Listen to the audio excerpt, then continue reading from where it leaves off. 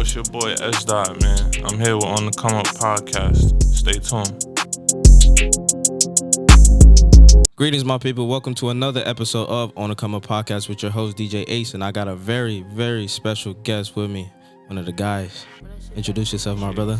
S.Dot, you already know. Yes, sir. How you feeling? Chilling. You all right? Just coming off a tour, you know. Right. Cool. And for those who don't know who S.Dot is, give them a little backstory. Tell them where you from, where you get your start, all that. From New York. I live in Jersey now. Well, back and forth. Back and forth, You know, yeah. I came from both places. Yeah. Repping both. Bergen County and Jersey. And New York to BX. Okay. Dope. So how'd you get your start? Like I was telling you before, most people come from, playing in the church. Most people just come from hearing that they want to make beats, being like Kanye, this, that, and the third. So like, how'd you get your start? How'd you start making and producing? For sure, church. Church? Like, yeah, I play keys, so church for sure. Where? My family background come from church. Who taught Parents, pastors. My uncles, Your uncles? my aunts, pastors. Okay. Yeah. Came up in my uncle church. Yeah. That's fire. Pastors. That's fire. Bronx, yeah. Word. So, speaking of that, I come from a church household too. So, growing up, yeah. So, going into, before we even get into like the childhood things, how do your parents feel in the beginning that you wanted to make, alternative music away from the church situation? Or they was just like, whatever's your passion, go for it. They was like, whatever my passion is, like they didn't really have an issue with it. So that's pretty cool. Yeah. I mean, they didn't, as long as it was paying and Yeah, how that go. Yeah, for sure. First. But yeah, they didn't really trip on that. Okay. Dope. Because some of my other family members, they were big in music. Oh, so okay, dope. It was kind of like a, Might as well, like, yeah. Okay, fire. So, growing up into the music, how long did it take for you to actually, like, say, oh, yeah, like, I want to be a producer and just step away from doing the church, playing the keys in the church? I never really stepped away. Okay. I still, you still do it? Okay, that's dope. Yeah, because I feel like that's where my gift came from. So, that's where you started. Okay. Yeah, I gotta give back. Yeah, 100%. I think that's where my blessings come from. You feel me? Yeah. So I ain't never really stepped back. You just keep doing it. Just do your other things on the side. That's fire. That's Every major. chance I get, I go back, play. My That's mom, love. My dad at church or my uncle or whatever. Yeah, a lot of people, they be too big to go back to where they came from, but that's fire. That's how you going. I believe in that. What keeps you grounded? Yeah, 100. Just to go back where you came from and just stay humble. That's dope. So speaking of it, growing into making beats and stuff like that, what was your first DAW? What was your first software that you was using coming up? Hardware, bro. Yeah. I was on MPC. MPC? Any keyboard I could find. Word. I remember my cousin. Well, first I had like a little Yamaha joint. That was not no motif or nothing. Like a little Yamaha bullshit joint. Yeah. I was using that, and then I never forget. I always wanted a Korg Triton. And my cousin Dre, he had a Triton, the silver joint. Yeah.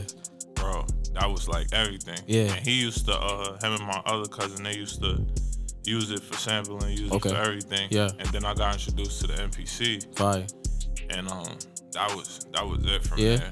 So then I would MIDI, when you used to have the MIDI joint to whatever keyboard I could find. And my cousin used to let me hold down the Triton when the Triton Extreme came out. Then I used to just go through sounds like just bodying. Yeah.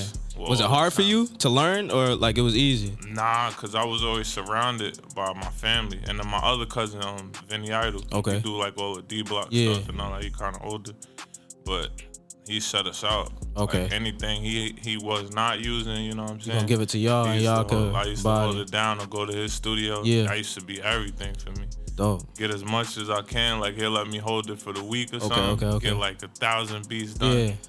You know what I'm saying? How old were you when you was doing that? Man, I started probably when I was like 15, 16. Okay. And then just was going crazy from there. Okay, for sure. So what was your official beat that you was like, all right, I'm gonna give this to somebody and then they gonna rap on it?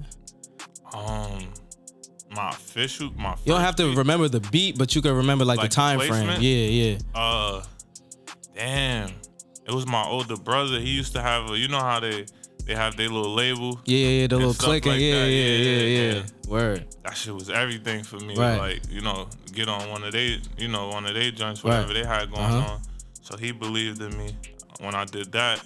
What's crazy is one of my first joints, it was a feature with, J.R. Rodder. That. Oh, that was one of your beats. Yeah. Fire. So it was a feature with one of his artists and J.R. Yeah. And that went crazy.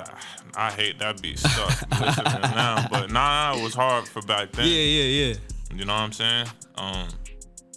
Then from there, my first real joint I got with Corey Guns. Yeah, Corey Guns. Yeah, that's my dog. Yeah. Like forever. Word. So from before to now, like from Casablanca days, like when he first got signed to Smack shit, all the way to Young Money shit, like I was doing his shit. Word, that's hard. I didn't even know that. Yeah, bro. Yeah. I got like 1,000 records. Was it the same name or you was under a different name coming up? I was under S.Dot. Okay. But I had a partner. I still got a partner. That's my blood cousin. Yeah. We was under a producer name. If you look, it's all on Wikipedia, like Dot and Pro. Okay. And he just ventured off. He doing other things. Still brothers. We still locked in, but he don't want to do the music like that no more. But we was locked in. I was in a production duo. Okay. Maybe it's up until like 5-6 years ago. 5-6 years ago. Yeah. So. And we was popping. So like that's why I said Wikipedia and shit like that. So what did you focus on or what did he focus on? Or y'all both just came in and just locked in? Expertise wise, we both could hold our own, but it was more like they used to compare us to, if you look, like the Neptunes. Okay. Because I would be on like Pharrell stuff like keys melodies and everything, and he's crazy with drums and mixing. Right. Like to this day, like I don't know nobody that could touch him when it comes to like mixing production. Yeah, for sure. That's fine. And then I was on like mixing vocals and like, cause we used to see records all the way through. Like we do a record with somebody, we mix and master it. He'll mix the beat, I'll mix the vocals. Yeah, right. A lot of people don't know that background. I was engineering too. I went to school for that. Dope. Like I don't really exercise that now. Yeah. Like I focus on production. On production. Yeah. Why you stop? Or it's just easier to just focus on one thing. I ain't gonna lie, bro. That, like, bro, Boogie, nobody know. We'll get into that. A lot of people don't know that. Like, I engineer, I don't pull that out. Okay. Like, I got my degree in it, everything like that, but I stopped because I went through so much grinding with that. Yeah. Like, that was my way to make money. Okay. Like, I never had a job in my life. Yeah. Like, when I graduated high school, I remember my parents telling me, like, I could have went to any university, anything, and I told them I wanted to go to, it was IAR. Yeah. Like, by NYU. Yeah, by NYU, yeah. I went there, I'm like, yo, like, that's what I want to pursue. Everybody looking like, word? Like, I could have went to college, all that. I'm like, nah, I want to do that, Then I did that. My parents invested in me, and then it was lit from there. Fire. So, got my shit from there, and then I just started working in studios and shit. Yeah. So, not like Quad and all that. Yeah. Just building yourself up. Yeah. From there, that's when the Corey shit was like, and I used to engineer him all the time. Not like exclusively, you feel me? And from there it was lit, bro. Let me ask you a question though, because you say you went to school for it. So do you feel like as an engineer, producer, do you feel like you need to go to school for it? Or you can really, like a lot of people, they're self-trained? Or you feel like it's better if you just get that degree and just go all the way with it? Well, at the time, like, shit changed now. Like, with analog, digital. I wasn't around for analog. Like, that was, when I went, it was like the transition to digital, and where everybody just using computers. Yeah. It's not really hardware like that. So,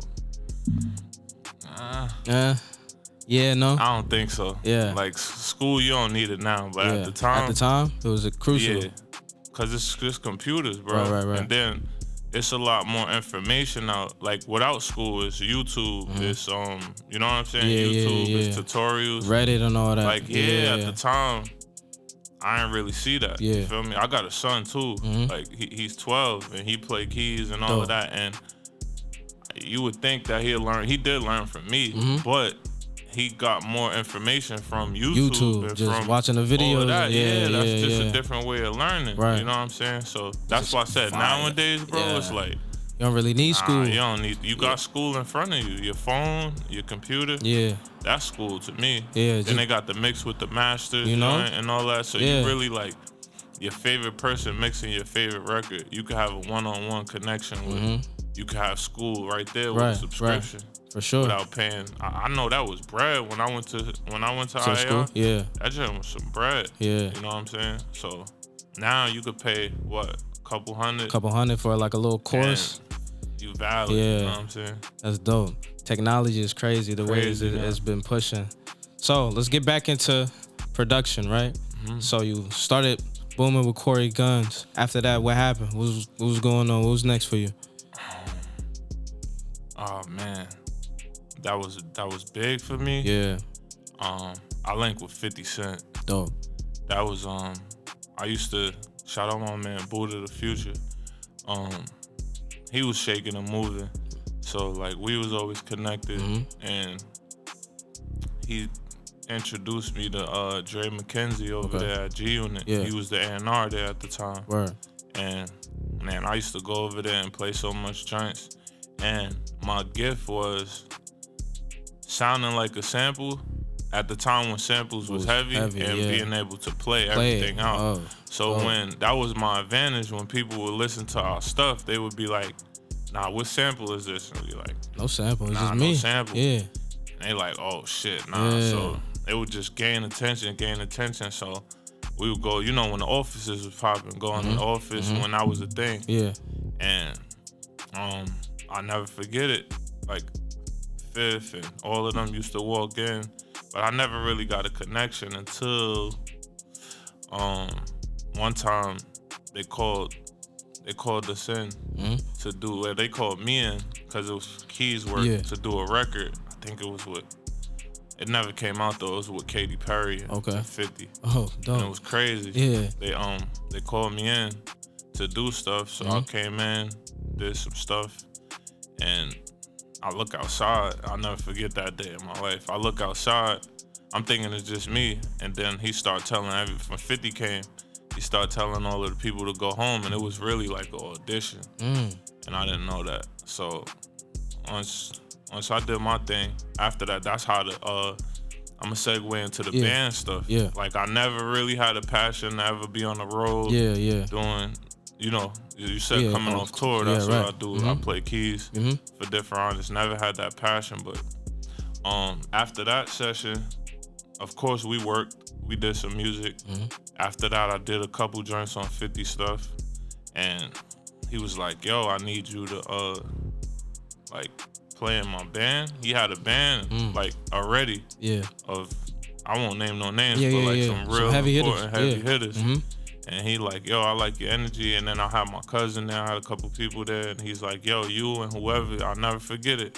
Like, yo, I'm gonna take y'all on the road. I'm gonna, you know, you and whoever, I'm gonna take y'all on the road and change your life type shit."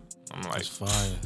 Yeah, cool. Then I'll never forget it, bro. Like a week later, I got a call. It was him on the phone with the A&R. I was like, "Yo, you and whoever you pick, like, you know what I'm saying? You and whoever you pick, we going to France. Like, they can help me get my bro, 50, a real one, bro. He got my passport. Gave us all like, I don't mind saying, gave us all like a business. Like, you know, people won't care about stuff like that. Like, he set us up with an LLC to get paid. You know that. Now that I'm older, I'm like, yo, that's some real shit. Like, to get paid the right way. Got an LLC and went crazy. And from then, I was on the road with him. And, you know, from being on the road with him, that's just a bigger connection, you know what I'm saying? So we started doing records. And that was probably like one of my other big breaks other than with your situation like, now. Going crazy with him. And you know, at that was when around G-Unit, what is that, Animal Ambition, around that time. A little after when he came off of Interscope. Well, I was with him when he was on Interscope, but came off of Interscope. 50 was on fire still. You know what I'm saying? So that was really like a moment where I was like, yeah. That's fire. It's up right now. That's fire. So when you got on that tour, how was it? The first time just being in France. I'm not gonna lie, bro. That wasn't my thing. Yeah. Like I had my bros with me, cause coming from church, that's all I knew was my bros. My cousin, he had a few people that he was with, and I didn't know no musicians then. Like I was straight production from church. It was just who I saw in church.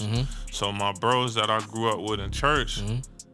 Man, 50 didn't give a fuck who it was. It was whoever I called. Yeah, like, you feel me? And my bros from church, they had their little church thing going on. So I called them up, and it was history. Yeah. Like, you know what I'm saying? Being on the road at first, me personally, that wasn't my passion. That was the other people that was with me, that was their passion. Yeah. So me, I'm really like, I ain't gonna lie, I'm like, I gotta stay close to 50, and I gotta get this bread. So, you wasn't trying to do too much. If it wasn't about, like, I ain't gonna lie, I don't do shit just for the money, but if it wasn't about the opportunity or something, I probably would've, that wasn't my thing. I never prayed, you know, like, I wish I could be on the road, I wish I could perform in front of these people. Nah, bro, that was just an opportunity to continue to do what I do. So it was weird for me at first. Like playing, you know what I'm saying, other people's stuff. I knew how to play, but I knew how to play my stuff. Right. You know what I'm saying? So having to learn music, luckily it was with an artist that I actually listened to. That's important too. You know what I'm saying? So it was like, this song, okay, cool. Just learning, and I play it by ear. So, you know, and that actually helped me sharpen up my skills to learn the number system and learn how to, like, you know how to play stuff on the fly and read. Play stuff on the fly, and, you know what I'm saying? Communicate with a band, cause that's what the number system is. Being able to communicate with 4 other people. You know what I'm saying? By calling numbers or you know, hand signals and stuff like that. That's dope. So do you feel like it was the best thing that ever happened to you, or you regret it a little bit? Nah, it was, because, man, listen, that took off to, I could name 6 big artists that I played for, and I know we're gonna get into more, but like, one opened the door for the other. You know, it's like a lot of people I played for will open up doors to go in the studio. It's a lot of people I was in the studio with will open up doors to play for. So, you know, I think without that, without 50 helping me birth that right there, a lot of doors that I got, you know how many placements I got. Like half of them wouldn't have never happened with that big situation. You know? That's fire. Shout out Fifth. Put on. For real. So after that, going on tour with Fifth, what was the next big break? When you start working with Boogie? Oh, Boogie. Well, I could flash back a little bit. Before that, right? Because this gonna segue into Boogie. I was doing a lot of different stuff after that, as far as live and like production, production. Like, but like as far as close relationships, like a little after that, I was just shaking and moving, doing stuff in the city, working with everybody in New York, working with everybody, and then I linked with Lauryn Hill. Fire. Lauryn Hill. Crazy. Yeah. Legend. So me and my bro, I was with my bro, my little man Darius. He played drums, but he a producer now too. But bro, we used to just grind, like, you know, and that's my little youngin'. He was around me and shit like that. So we was just chilling, and then he got a call to play drums for Lauryn Hill's another audition type shit. I just happened to be there, and he like, come with me, come. Then I wound up going there auditioning for keys. But on the fly. So, just random. Bro, it was so much heavy hitters in there and all that. So make a long story short, she wound up fucking with me. So I'm like, every day it would be like a process of elimination. And she just kept keeping me, kept keeping me. And then she like, yo, like, who produced and all of that. So I'm like, oh yeah, so this is my lane. All right, cool. So she had me chopping samples. I'm gonna talk briefly, but had me chopping stuff up, doing different stuff, working with her. wound up flexing on that, and then crazy. she was like, another tour situation. Yeah. Yo, I need you around me. Come on tour. It's fine. Man, listen, that's probably the craziest experience I ever had. I feel like if you could work with her, you could work with anybody in the world, bro. Like, so I was grinding with her, doing stuff. You know what I'm saying? Then that led to production. I don't want to go too much into that. We got some stuff. Word, that's fine. Led to production with her, and after that, we locked in. Like, I forever respect her, just like 50. Like, you know what I'm saying? Doing stuff for her, and then pause on that though. With Boogie, pause that's on what that I said. Though. Yeah, pause on that. Before we even get into the Boogie situation, let's go back into the church. Do you feel like because you came in the church and you was blessed with your talent, you feel like these opportunities just came like water to you? You also had to work, for sure. Everybody got to work. Yeah, because I feel like that molded me into being able to do that. Like, even to this day, like, even though production changed, like, anybody could do it now in production, but me being able to play keys plays a big part, right? Is a big part, you know? And the good thing is I'm not like pure church. Like, you know, it's a lot of musicians that can only play in a church setting, can't tap into different things, you know?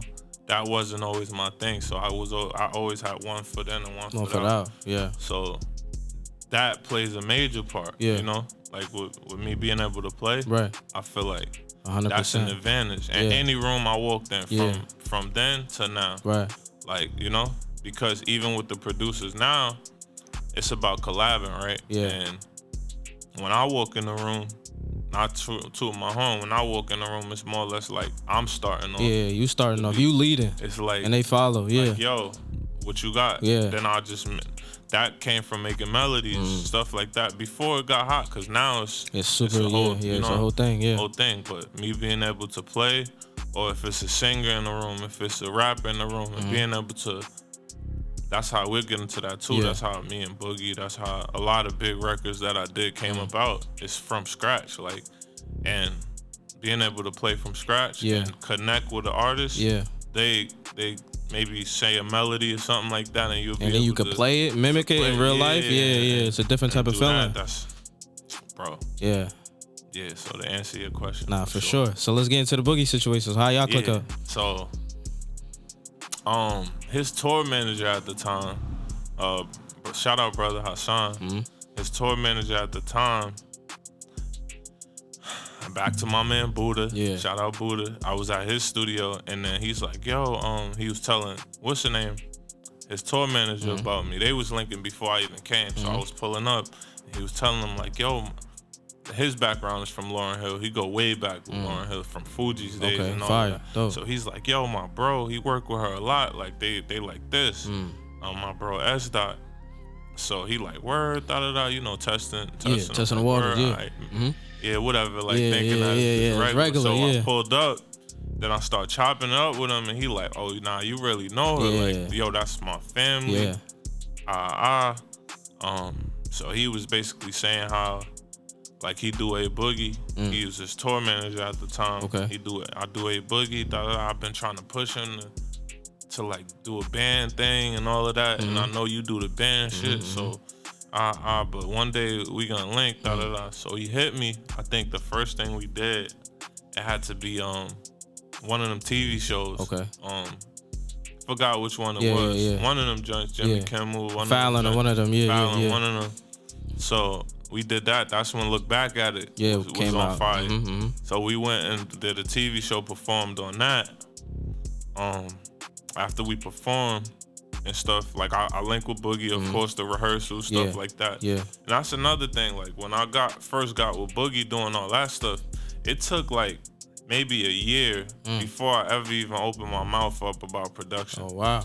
Because like that's another thing, jewels to drop to certain producers or musicians. Like I ain't open up that door. Okay. I ain't sit there and be like, oh yo, I make beats or like force myself on them. So I was rocking with him for like a year doing. You think spots. That's important though? It is. It depends. It depends. It depends on who. Yeah. Like, you know, like I think it worked with him because that's just not me. Maybe if you a type of person like that, then it'll work for you. Yeah. But that's just not my style. I'm not like the type of person that'll like force myself onto somebody. You've been around. We for sure. You've been for around sure. me. I'm not like a loud person or nothing like that. So how I really got when I'm on the production tip, we was in, I'll never forget it, we was in LA, and even the tour manager, he used to push me and be like, yo, why don't you play, because he knew I make beats, play some stuff. I used to just be like, nah, man, I'm chilling, like stuff like that. Right. So we was in LA, I'll never forget it, we was in LA, and the studio was after we did a show, some type of show out there, something like that. I forgot what we was doing out there. We did a show. Went to the studio after. He like, yo, pull up to the studio, me and my dogs. So we pulled up, and then I'll never forget, he said to me, he like, yo, bro, I feel like you did something. I feel like you did something for me. Like in production-wise, I'm like, nah. I never did nothing for you, but he's like, you make beats though? I'm like, so that was where the opportunity. My head, I'm like, it's on. Okay, I'm like, okay. Bro. He's like, word. So, all right, tonight let's work on some shit. Let's cook up some shit. I had my musician friends there, you know, like my band members there. So that night was the first placement I got on his album. Wow. We did Thug Love. That's produced by me and the guitar player and London on the track. Word. So, yeah, like, we did an idea. That's fire. And then that happened to be the intro on Artist 2.0. Yeah. You know what I'm saying? Yeah. And then from there, it was like, once we locked in. Stay locked in. He's like, yo, every time, like, we get, and now you already know from there, it's like, I got like 20 joints with him out right now. Like, so. You feel like you his go-to right now? For sure. Yeah. He'll tell you that. Like, it's just our chemistry is like no other. Like, off of playing with him and just knowing him and reading him and all that. Boogie is musical for sure, but I think my contribution is me being able to bring out the stuff that he has in his head. And I think that he'll tell you that, like, the stuff that he has in his head, me being able to play and do certain shit like that, like, and that open up. A lot of people don't know, bro. Boogie is responsible for a lot of production of his stuff too. He just don't get the credit for it. Okay. I'm probably like the first person, I say in the interview, like, I'm probably the first person that opened up production of Boogie. If you look at some credits, one joint is called Non-Judgmental. He just put out on Valentine's Day. That's fire. Produced by me and him. Yeah, that's fire. Because and what joint is that? The one with Roddy Ricch, the new joint I did by myself, but with him. On the new album? Yeah. Yeah. It's called Bro. Better Ride Out. Yeah. That joint. Yeah. Like, I had to tell him, like, bro, by you saying what you want and me being right there and bringing it out, and I've seen him do that. I'm not gonna call names of producers, but I've seen him do that a lot with other producers. And they get stuck. He just don't get the credit, you know? So I basically like, nigga, you producers for me, bro. Fire. Like, feel me? Yeah. Fire. Bro, Diddy, JD, all of them was doing that too, even though they do produce for real, but they was in the room telling a bunch of people what they want. They want, and then they execute it. So, like, I told him that too. Like, he might not be able to do this and that, but by you saying, yo, do this, do that, like, you still contributing. Yeah, for sure. Let's talk about secrets. Oh, secrets. Yeah, let's talk about secrets. Secrets, that song. Shout out my man Mosaic. Shout out Boogie Engineer Alex. We did that song, bro, quarantine, cause that's on the deluxe. Yeah. The world was shut down, bro. That was probably the first time we got in the studio since the world shut down. Yeah. And when we got in the studio, studios was closed. Limited. First we started going to his crib, but this time I remember, cause that whole deluxe we did in like 3 weeks. Oh, fine. You know, so with Secrets, we got in the studio. He had the idea already, as far as my contribution. Yeah. He had the idea already. You know when people have samples. Right. Mosaic, he's a dope dude. His name's Dean. He had the sample already, like of stuff, minimal stuff that was on there. And Boogie, that's like with a couple records. Like Boogie's like, yo, I need you to touch bring it up. this home. Like, you know what I'm saying? It's a skeleton, but I need you to like go in. finish this off. And remember, it's no drums. It's really like the little drums. I did all that too, but it's like, bro, with that, I just flex. Like, that's hard. It's like people don't know when I be telling his engineer to do a little deconstruction on that too, because it's like 3 basses going on at the same time. I don't know how the fuck Alex made that work. Like 3 basses going on at the same time. It's a bunch of Mellotron sounds. So secrets, Boogie had the idea. I finished it, put a bunch of keys, put a bunch of strings, layers and stuff like that, and Boogie just finished that song. And honestly, bro, that was just an album cut. It just caught fire recently. Right. Like with the TikToks and all that. His manager just did an interview about that. Like, bro, I got so much flack on that because his manager, shout out M, we cool as shit. Yeah. And I'm the one getting the flack. Like, yo, bro, there's no drums on here. What the fuck is this? And I'm like, and Boogie was telling him too, like, yo, bro, we got this joint. Don't worry. Let's leave it like this. Let's leave it like that. Even I started thinking in my head, like, maybe I should never. Maybe we should put drums. But some records are just organic and it sound good. And that shit was sitting for a minute. And maybe about a few months ago, you seen TikTok, bro. Grabbed it. TikTok made that shit go up. So that's that. But Boogie did his thing on that. That was like, even performing it, like that's another phase. Like performing records. That's one of the records that we perform of mine. That I'd be like, when I see the reaction, it's like, yo, I would have never. I just would have never thought. You know, I got a million of those with him, but like a record like that, to see a record that you would have never thought be something, and it becomes that. That was like a giant where it made me believe, even in my production, like you never know what's a single. You never know what's a hit. What's a hit? Yeah. There's no tempo. There's no drums. There's no. Just you know a vibe. It's a vibe. That's dope. That's fire. So in your production, do you now, since you've been doing the in-studio pull-ups and all that, is that your go-to? Like, you just want to do that? Or do you do sometimes you send out, or like, all right, we could just collab on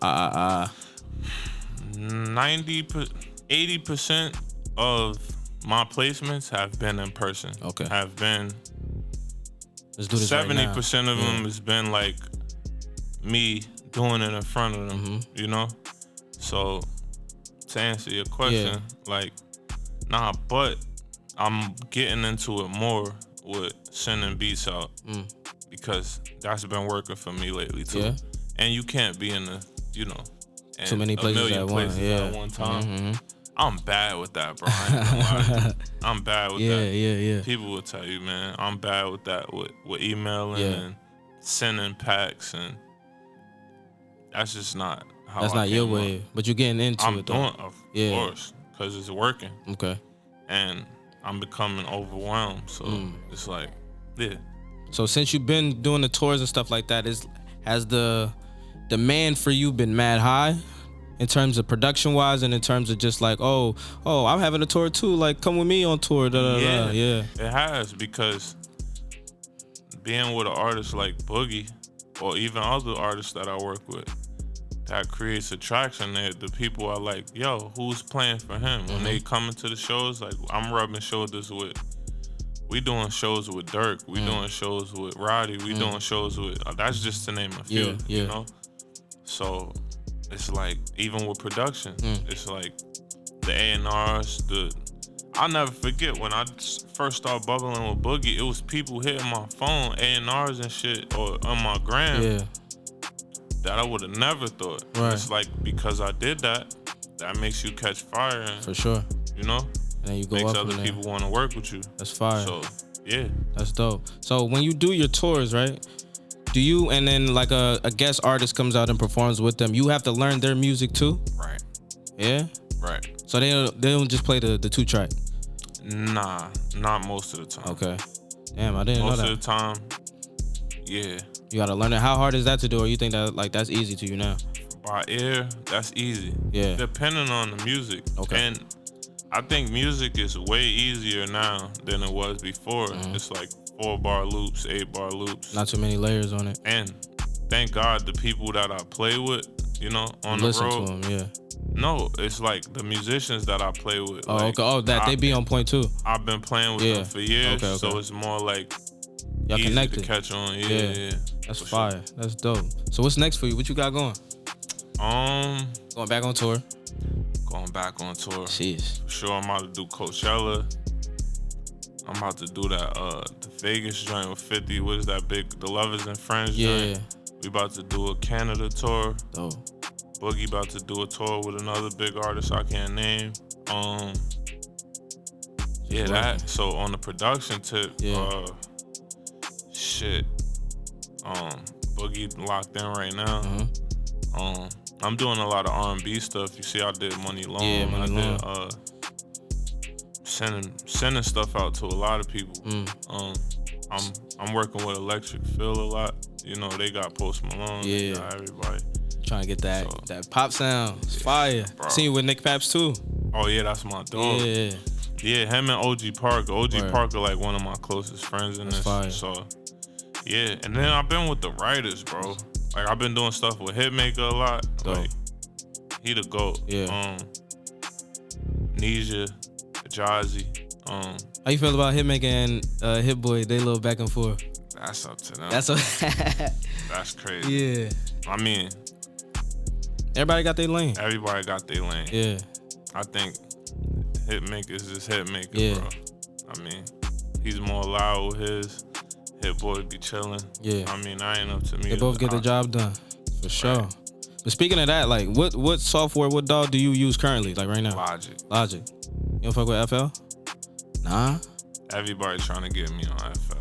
I feel like FL drums not, you know? Yo, bro, to be honest, they do. I just can't do it. Yeah?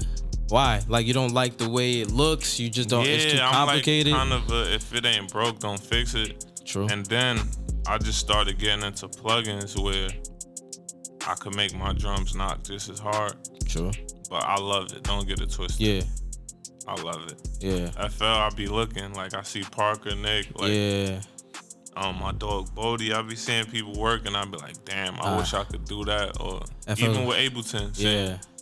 But FL's my dog. I love it. It's like I love it. I know that's Every to each his own. Yeah. So like with composing, I think Logic is more of a thing for me. Right. And I'm used to it so much. You know, when you're used to something so much. That's what I use, bro. 100%. Ain't nothing wrong with it. I'm not a fan. I wish though. I ain't gonna front. I wish I could learn. Try it. It's not smacks. That soft clipper, all that, yo. They got a soft clipper for Logic? Nah? Damn. Nah, but you can make it in a way where that's similar. Well, I don't mind saying. Well, they ain't paying me. I'll tell you after. Yeah. Nah, for real. But you got a certain way that you can make it. We gonna chop it up off camera. It's certain plugins that make the drums knock. Yeah. And the plugin is probably like $50. Yeah. Word. You also made Man in the Mirror, right? Yeah, that was a collective, bro. That's me, Parker, Smash David. What's this dude's name? I don't even remember his name. Shout out, bro. Yeah. Des Wright. Okay. Shout out him. Yeah, bro. That was a collective. We did that in Atlanta. That song is crazy. Parker brought that to the table. Yeah. We sourced that up. Me and him was in the studio with Boogie. We sourced that up. That was probably the quickest record I ever seen Boogie do. That record was done in like 20 minutes. Sheesh. Bro. Boogie flexed that front to back. Yeah. Just like damn on everything. He be writing or like I don't want to give up songs. Boogie be off the top. I ain't like, and if he writes, it's like writing in his head. Yeah. Nah, bro. I've been working with Boogie for years. Countless hits with him. Right. That's off the top, bro. Right. What's your favorite record with him? That I did? Mm-hmm. There's some records that didn't go that crazy. I like. I was just talking about this. 7 Mac 11. 7 Mac 11. That's hard. That was you front and back. Yeah, I did that whole thing. Okay. King of My City, saying that was me and Boy Wonder, but I did the whole melody. Okay. King of My City, it's crazy. Some stuff off the new album. February, that's his favorite. But I feel like that was like that's me and him. That's easy. Water hard. Water is tough. That bounce. Yeah, it's different. That bounce in water is crazy. I like No Judgmental. That joint. Yo, that's a sleeper. That's a sleeper. Man. That joint is fire. Boogie just put out, and that's another thing. He called me to his crib, like, yo, I need you to vibe with this idea. And that joint, non-judgmental. I ain't gonna front. I thought that was gonna go crazier than it did. Me too. It's a vibe. That R&B feel is dope. But with that, it's gonna catch fire. Yeah, for sure. Like, people be hitting me up about that song a lot. Like, yo, that's one of the craziest, and I would have never thought, bro. You made the beat, like the bounce too? Dolo. Yeah. And then knock. I thought it was off of FL. Nah, that's Logic, bro. And knock. That's Logic, bro. But shout out to Boogie, because he be pushing me to use different stuff and do different stuff. Like, I just start using I'll tell you a funny story real quick. Serato sample. I start using that. That's my trick now. We use that too. To speeding shit up and slowing it down. I'll just tell you a funny story. Like, I used to be with Boogie. He gonna laugh if you see this. And like y'all FL users, like he used to be like, when I play a melody or something or a beat, he's like in tune with his keys and stuff like that. So he'll be like, yo, speed this up or change the key. Like, and it used to take me so long to Logic, actually do it. Like, I just now learn how to do it in Logic without that. Nah, bro. Was that halftime? Nah, like, imagine saying like, yo, speed the beat up, slow the beat down, change the key, bro. And now in Logic Pro X, you could do it easy. But at the time, bro, you got to do so much in order to do that. If you speed it up, the sample is gonna fluctuate, all type of shit. So, bro, I used to be doomed by that. And then there used to be 3 other niggas in the studio, producers, that could do that, you know? So by the time I'm taking long to do that, the next person, that shit used to piss me off. The next person, like, or the idea is gone. It's gone, So, like, that's another thing that got me on my toes to be like, nah. So I started using Serato sample. I started knowing how to use the flex joint in Logic to do shit like that, bro. That made me want to go to FL. Okay. Cause he's used to everybody else used around FL, him in the bro. FL, So it's like, even him, when he's starting to cook up now, and it's like FL. Try it, bro. Like, just try it. Just that try shit it. Almost have. I ain't gonna front. That shit almost had you. What? Try it, bro. Imagine that, and you just kill a vibe like that. I was like, nah. What's that shit again? Nah, try it, bro. I think you'll like it. I think you'll like the fact that it's quick. FL is mad quick. You can really get stuff off. But the difference is, like, when I do drums like by hand. You can do that on FL. You can. Yeah. But I see most of my people that plug it in. Bro, it's like 5 people that use FL. That's my dogs. That I'll be like, damn, I want to use it. Parker, OG Parker. My man Bodie from Toronto. And this dude, what's my man name? We got a billion beats together. Nick Mirror. Yeah, internet money. Nick Mirror is insane, bro. Yeah. I've seen this dude make melodies. Shout out Nick Mirror. That's my nigga. I seen him make melodies, bro, without even like looking at what he's doing. Just clicking. Click shit in. I'm looking like, the fuck are you doing? And it ain't gonna come out hard. Bro, he pressed play. Oh, dear. You thought he had played it. Bro. Or you thought it was a loop. Insane. Yeah. So that made me a believer because it was certain shit where I would have my pros and cons, like, you can't do this in FL. Yeah. You can't do that in FL. And like people like that I name, they really can. Like, it's showing me shit like, okay, that's why I'm kind of a believer with what you're saying. Yeah, for like, sure. I want to fuck with it, but I just don't have the time, patience to learn. Yeah. It's not even the time. You always got time. Right. But patience, like, to sit there and learn it. Respect. But maybe we gonna link. Yeah, for sure. We're gonna tap in. Tap in for sure.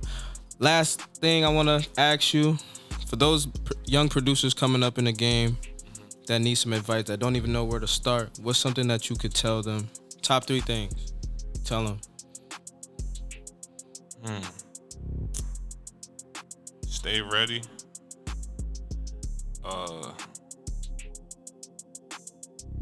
Learn how to play the instrument. Yeah.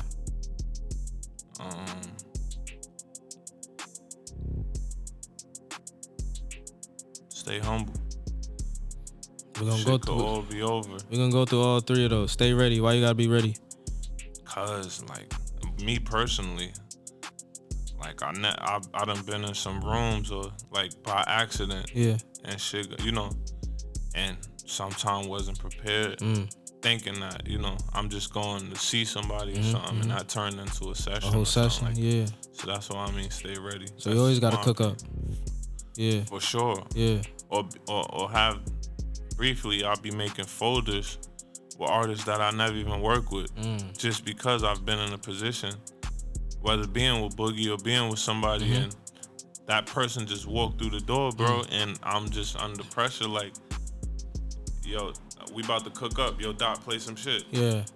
And I didn't have a folder ready, and I'm the type of nigga, I got 500 plus joints, you know what I'm saying, beats, and you don't know every beat like that. Facts. You're gonna be looking stupid going through playing, yeah, bro. Wasting time. That's why I said stay ready. Make folders for artists that you don't even work with, like, just so you can have that on deck, and that's manifesting too at the same time. For sure. Now, play an instrument. What's important with that? Shit, that got me in rooms that I never thought I'd be in. For sure. And when you're in the midst of 5 producers in one room, all that, you could stand out. You could stand out. Yes, sir. Yeah. And the last one, be humble. Bro, I done seen so many people, even some of my favorite producers from young to old, be on top and be at the bottom. Quick. Stay humble. I done seen, throughout my journey, I've been in this for a minute, seeing the people that was getting coffee, that's big dogs right now. Yeah, the interns and all that. Yeah. Big dogs right now. You know what I'm saying? Yeah. That you always got to stay humble and treat people nice, because I would have never thought. And there's people that was treating them like shit that's at the crib right now doing nothing, trying to figure shit out. And begging. Right. Yeah. Understood. My brother, I appreciate your time. Oh, tell them where they can find you at on the gram. The gram, the real S.Dot. Social media is everything. Saying everything. The real S.Dot. Or you got Apple Music too, or like a Spotify situation where they can find your credits? I'm about to get into all of that. Yeah. You could Google. I'm on Wikipedia. Okay. Whether it's my old stuff with Dot and Pro, new stuff, S.Dot. It's everything S.Dot. For sure, my brother. I appreciate your time. Appreciate you coming here. Long overdue, but we here. Tell me about it. Yeah. Right. So make sure you follow us at OTCU Pod. Make sure you follow me at DJ Ace201. Naira's not here again. Make sure you follow Naira Bands at Naira Bands. Follow the director, Unquartified. And this has been another episode of On the Come Up Podcast. All right.